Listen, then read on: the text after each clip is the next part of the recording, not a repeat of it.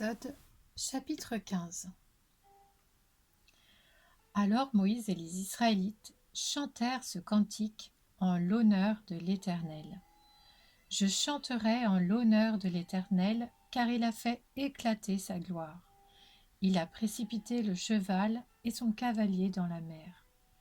L'Éternel est ma force et le sujet de mes louanges. C'est lui qui m'a sauvé. Il est mon Dieu, je le célébrerai. Il est le Dieu de mon Père, je proclamerai sa grandeur. L'Éternel est un vaillant guerrier, son nom est l'Éternel. Il a jeté dans la mer les chars du Pharaon et son armée. Ses combattants d'élite ont été engloutis dans la mer des roseaux. Les vagues les ont couverts, ils sont descendus au fond de l'eau, pareils à une pierre. Ta main droite, Éternelle, est magnifique de force. Ta main droite, Éternelle, a écrasé l'ennemi. Par la grandeur de ta majesté, tu renverses tes adversaires. Tu déchaînes ta colère, elle les dévore comme de la paille. Tu as soufflé, et l'eau s'est rassemblée. Les courants se sont dressés comme une muraille. Les vagues se sont durcies au milieu de la mer.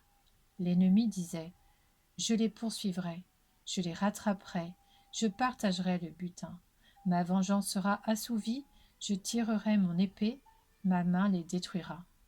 Tu as soufflé de ton haleine, la mer les a couverts, ils se sont enfoncés comme du plomb dans l'eau profonde. Qui est semblable à toi parmi les dieux, Éternel ?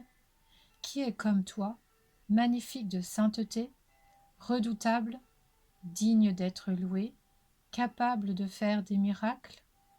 Tu as tendu ta main droite, la terre les a engloutis. Dans ta bonté, tu as conduit, tu as racheté ce peuple. Par ta puissance, tu le diriges vers ta sainte demeure. Les peuples l'apprennent et ils tremblent. La douleur s'empare des Philistins, les chefs d'Édom sont épouvantés. Un tremblement s'empare des guerriers de Moab. Tous les habitants de Canaan perdent courage. La terreur et la frayeur les surprendront. Devant la grandeur de ta puissance, ils deviendront muets comme une pierre, jusqu'à ce que ton peuple soit passé, Éternel, jusqu'à ce qu'il soit passé, le peuple que tu as acquis. Tu les conduiras et les établiras sur la montagne de ton héritage, à l'endroit que tu as préparé pour ta demeure, Éternel, au sanctuaire, Seigneur, que tes mains ont fondé. L'Éternel régnera éternellement et à toujours. Oui, les chevaux du Pharaon, ses chars et ses cavaliers ont pénétré dans la mer, et l'Éternel en a ramené l'eau sur eux, alors que les Israélites ont marché à pied sec, au milieu de la mer. Myriam, la prophétesse, la sœur d'Aaron, prit à la main un tambourin, et toutes les femmes sortirent à sa suite avec des tambourins et en dansant. Myriam répondait aux Israélites : chantez en l'honneur de l'Éternel, car il a fait éclater sa gloire. Il a précipité le cheval et son cavalier dans la mer. Moïse fit partir Israël de la mer des roseaux, et ils prirent la direction du désert de Chour. Après 3 journées de marche dans le désert, ils ne trouvèrent pas d'eau. Ils arrivèrent à Mara, mais ils ne purent pas boire l'eau de Mara parce qu'elle était amère. C'est pourquoi cet endroit fut appelé Mara. Le peuple murmura contre Moïse en disant : que boirons-nous ?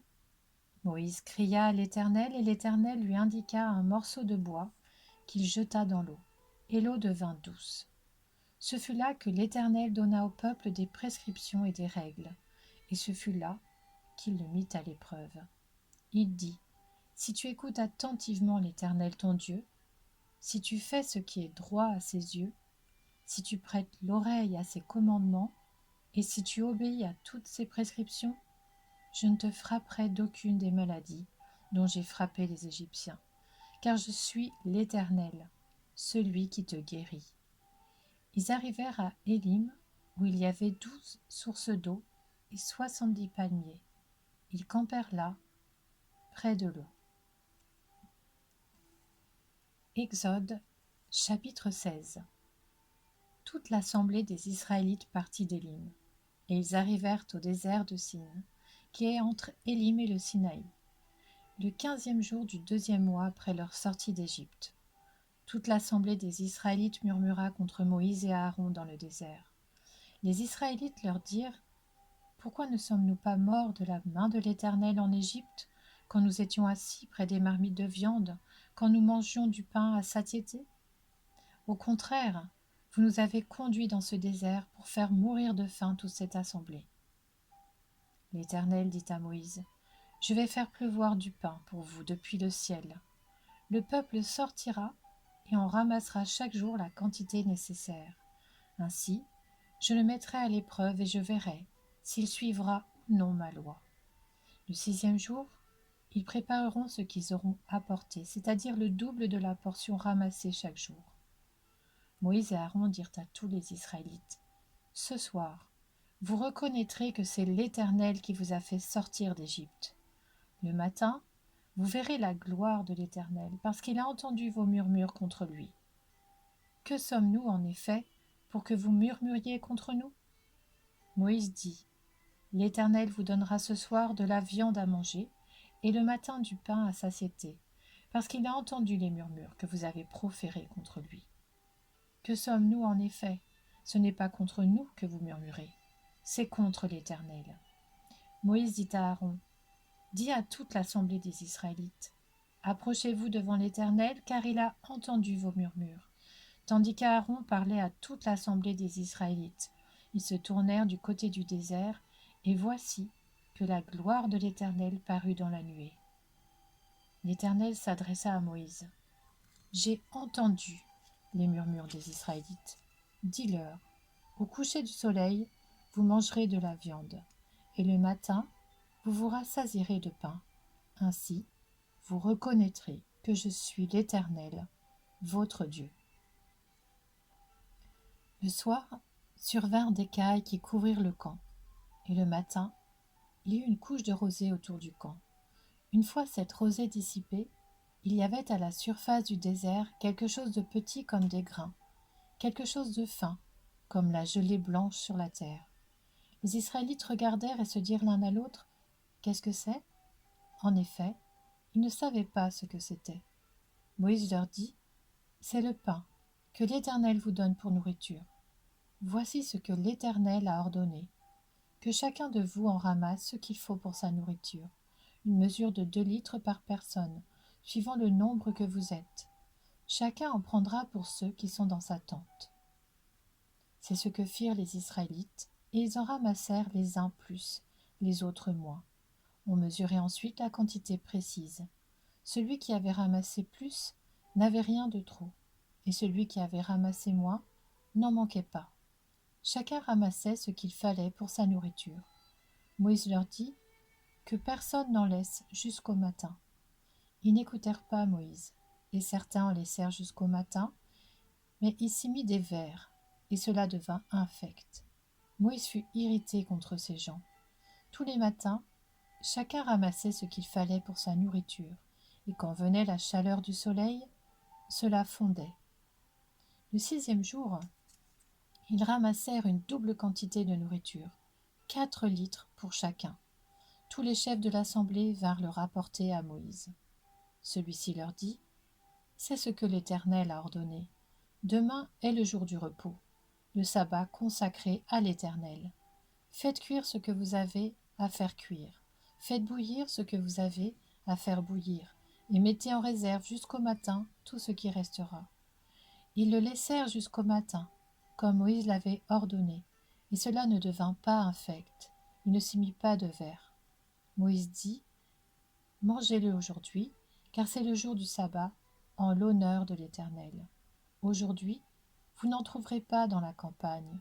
Pendant 6 jours, vous en ramasserez, mais le 7e jour, celui du sabbat, il n'y en aura pas. Le 7e jour, quelques membres du peuple sortirent pour en ramasser, mais ils n'en trouvèrent pas. Alors l'Éternel dit à Moïse: Jusqu'à quand refuserez-vous de respecter mes commandements et mes lois?